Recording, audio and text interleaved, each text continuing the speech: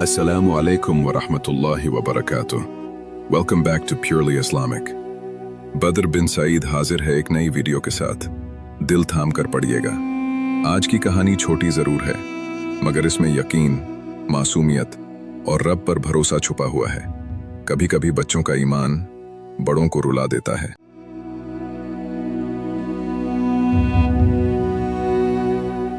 एक छोटा सा बच्चा मस्जिद में बैठा रो रो कर कुरान की तिलावत कर रहा था।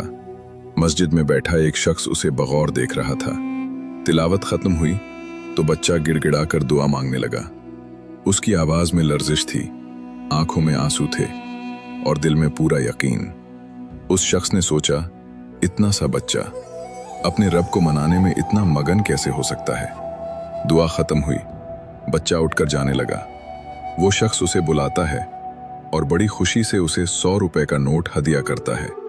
बच्चा पहले झिझका, मगर जब बहुत इसरार हुआ तो नोट ले लिया। फिर उस शख्स ने मुस्कुराते हुए पूछा, बेटा इतने ज़ौक़ व शौक़ से क्या दुआ मांग रहे थे। बच्चा जरा शर्माया, थोड़ा झिझका, फिर धीमे लहजे में बोला, अंकल मेरा चॉकलेट खाने का बहुत दिल कर रहा था।